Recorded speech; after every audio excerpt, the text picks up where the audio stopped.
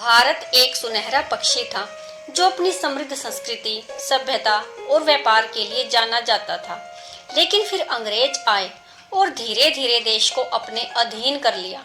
भारत के लोग अंग्रेजों की कठोर नीतियों और अत्याचारों से त्रस्त थे।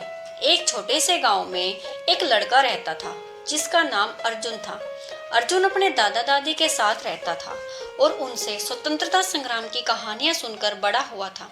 दादाजी ने अर्जुन को महात्मा गांधी, जवाहरलाल नेहरू, सुभाष चंद्र और भगत सिंह जैसे महान नेताओं की कहानियां सुनाई थी, जिन्होंने देश के लिए अपने जीवन को समर्पित कर दिया था।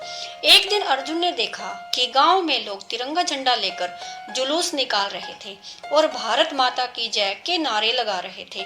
अर्जुन भी इस जुलूस में शामिल हो गया और उसने महसूस किया कि देश की आजादी के लिए सभी लोग एकजुट हो रहे हैं। अर्जुन ने भी ठान लिया कि वह भी इस संघर्ष का हिस्सा बनेगा। अर्जुन ने गांव के अन्य युवाओं के साथ मिलकर स्वतंत्रता संग्राम के बारे में जागरूकता फैलाने का काम शुरू किया। उन्होंने रात में गुप्त बैठकों का आयोजन किया और गांव वालों को अंग्रेजों के खिलाफ उठ खड़े होने के लिए प्रेरित किया। उन्होंने गांव के बुजुर्गों और बच्चों को भी इस आंदोलन में शामिल होने के लिए प्रेरित किया। धीरे धीरे अर्जुन का गांव स्वतंत्रता संग्राम का एक महत्वपूर्ण केंद्र बन गया। गांव के लोग अंग्रेजों के खिलाफ आंदोलनों में हिस्सा लेने लगे। अर्जुन और उसके साथियों ने अंग्रेजों के सरकारी कार्यालयों और उनके व्यापारिक केंद्रों का बहिष्कार किया। उन्होंने गांव में स्वदेशी वस्त्रों और सामानों का उपयोग शुरू किया। इस बीच पूरे देश में स्वतंत्रता संग्राम की लहर तेजी से फैल रही थी। महात्मा गांधी के नेतृत्व में चल रहे असहयोग आंदोलन और भारत छोड़ो आंदोलन ने अंग्रेजों को हिलाकर रख दिया।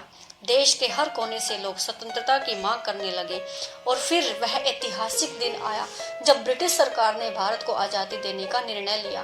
15 अगस्त 1947 की सुबह भारत ने स्वतंत्रता की सांस ली और पंडित जवाहरलाल नेहरू ने लाल किले पर तिरंगा फहराया और स्वतंत्र भारत के पहले प्रधानमंत्री बने। गांव में भी खुशी का माहौल था। अर्जुन और उसके साथियों ने भी गांव में तिरंगा फहराया और मिठाइयां बांटी। उन्होंने इस दिन को स्वतंत्रता दिवस के रूप में मनाने का संकल्प लिया और आने वाली पीढ़ियों को स्वतंत्रता संग्राम की कहानियां सुनाने का वचन दिया। इस प्रकार अर्जुन और उसके गांव वालों ने यह समझा कि स्वतंत्रता केवल संघर्ष और बलिदान से ही मिलती है और इसे संजोना और बनाए रखना हम सबका कर्तव्य है। वंदे मातरम। जय हिंद, जय भारत।